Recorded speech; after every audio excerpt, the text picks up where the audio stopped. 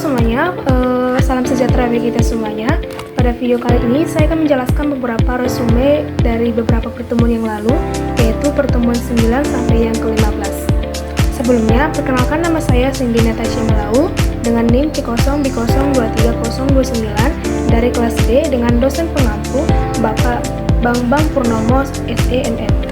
Saya berasal dari program studi manajemen pemasaran Fakultas Ekonomi dan Bisnis Universitas Jambi. Baik, di sini saya akan menjelaskan terlebih dahulu dari pertemuan 9. Jadi dari pertemuan ke-9 ini yaitu mempelajari tentang analisa aspek persaingan dalam studi kelayakan bisnis. Jadi dari aspek persaingan dalam studi kelayakan bisnis ini terbagi menjadi 7. Yang pertama ada aspek yuridis, lalu aspek teknis dan teologis, yang ketiga aspek pasar dan pemasaran, yang keempat aspek finansial, yang kelima aspek organisasional, yang keenam aspek persaingan sosial ekonomi, dan yang terakhir yaitu aspek kajian amdal.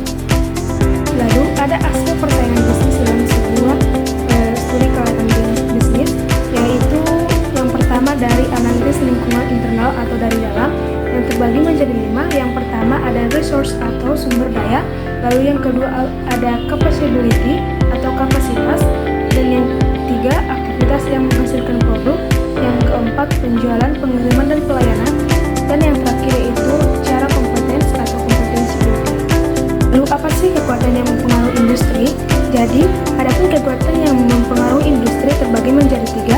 Yang pertama ada ancaman masuknya pendatang baru yang akan merusak dari sistem studi kelayakan bisnis.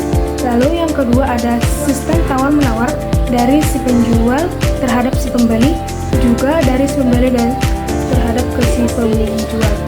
Lalu berikutnya ada tekanan produk, yang dimana tekanan produk ini mempengaruhi studi kelayakan bisnis juga dikarenakan jika produk yang dihasilkan tidak memaksimalkan keuntungan dari si penjual. Lalu di sini ada pertemuan ke-10 dan ke-11, yang dimana pertemuan ke-10 dan ke-11 ini mempelajari tentang aspek sosial, ekonomi, dan politik dalam studi kelayakan bisnis yang saya simpulkan menjadi 3. Yang pertama ada perubahan budaya. Baik, yang pertama ada aspek sosial. Aspek sosial ini saya buat menjadi 3 bagian. Yang pertama ada perubahan budaya.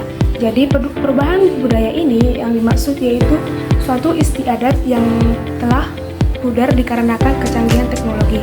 Lalu yang kedua ada demografi, yang dimana demografi ini terpengaruh oleh suatu keadaan iklim tropis maupun suatu wilayah. Yang terakhir yaitu kesehatan masyarakat. Namun kesehatan masyarakat ini juga sangat berpengaruh pada aspek sosial pada studi kelayakan bisnis. Ini ada aspek ekonomi. Jadi aspek ekonomi ini terbagi menjadi beberapa yang saya simpulkan. Yang pertama ada ekonomi rumah tangga, ekonomi sumber daya alam, perekonomian lokal maupun regional, pengembangan wilayah, hingga peningkatan pendapatan nasional. Ini ada aspek politik. Jadi, aspek politik ini yang dimaksud yaitu suatu aspek politik yang menjalankan bisnis yang perlu diperhatikan karena dapat mempengaruhi perubahan bisnis. Misalnya, dalam suatu wilayah yang sedang melakukan pemilihan kepala daerah, itu juga akan dapat meningkatkan atau bahkan membuat bisnis kita mengalami penurunan. Pertemuan ke-12. Pertemuan ke-12 ini mempelajari tentang aspek analisis risiko dalam studi kelayakan bisnis. Jadi, bisnis itu apa sih? Pengertian bisnis. Jadi, bisnis ini berasal dari bahasa Inggris yaitu busy, yang artinya sibuk, sedangkan business artinya kesibukan. Jadi, bisnis dalam arti Jadi, bisnis ini merupakan suatu kegiatan yang menjalankan oleh perorangan atau kelompok secara teratur. Jadi, aspek analisis risiko dalam studi kelayakan bisnis ini terbagi menjadi 4. Yang pertama ada ekstraktif.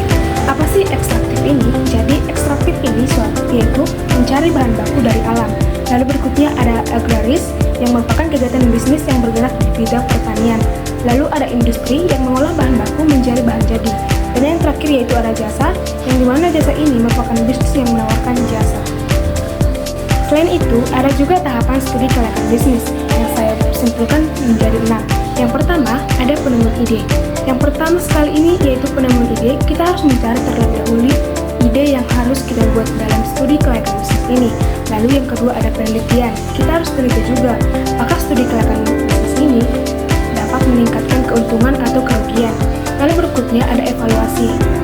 Selanjutnya ada pelaksanaan, rencana pelaksanaan hingga pengurutan mulai dari awal studi kelayakan bisnis hingga akhir. Dan yang paling terakhir adalah AMDAL. Sebenarnya apa sih AMDAL? Jadi AMDAL ini merupakan singkatan dari analisis mengenai dampak lingkungan, yaitu kajian yang dilakukan untuk mengidentifikasi dampak lingkungan dari suatu kegiatan atau proyek, yang dimana AMDAL ini juga merupakan suatu aspek penting bagi kesehatan lingkungan dan kelestarian lingkungan hidup. AMDAL ini berpengaruh juga terhadap pemerintah dan masyarakat. Yang pertama dari pemerintah, yang dimana AMDAL sangat berpengaruh pada pemerintah. Yang pertama yaitu membantu suatu proses yang bertujuan untuk mencegah pencemaran dan kerusakan pada lingkungan. Yang kedua yaitu mencegah konflik dalam kelompok masyarakat terhadap kerusakan lingkungan akibat suatu kegiatan maupun usaha. Dan yang ketiga, menjaga proses pembangunan yang berjalan sesuai dengan prinsip pembangunan. Yang keempat yaitu membantu pemerintah yang bertanggung jawab dalam bidang pengelolaan lingkungan hidup. Selanjutnya ada bagi pengaruh AMDAL terhadap masyarakat, yaitu di mana AMDAL berperan yaitu untuk menjelaskan secara langsung kepada masyarakat tentang dampak dari sebuah usaha maupun kegiatan. Dan yang terakhir yaitu berpartisipasi dalam pelaksanaan sebuah kegiatan. Jadi dari bab yang terakhir ini kita mempelajari juga tentang business plan. Jadi business plan ini itu terbagi menjadi 3, di mana business plan ini juga dimaksud dengan sebagai usaha kecil inovatif. Business plan ini terbagi menjadi 3. Yang pertama ada usaha mikro. Jadi usaha mikro ini merupakan suatu kekayaan bersih maksimal yang berpendapatan sekitaran 50 juta, namun tidak termasuk tanah dan bangunan. Lalu yang kedua ada penjualan bersih tahunan maksimal 300 juta. Lalu berikutnya ada usaha kecil, di mana usaha kecil ini merupakan kekayaan bersih lebih dari 500 juga, tidak termasuk tanah dan bangunan.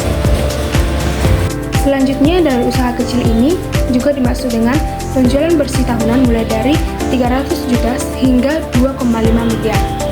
Yang ketiga ada usaha menengah. Usaha menengah ini yang dimaksud ini yaitu kekayaan bersih lebih dari 500 juta hingga 10 miliar dan tidak termasuk tanah dan bangunan.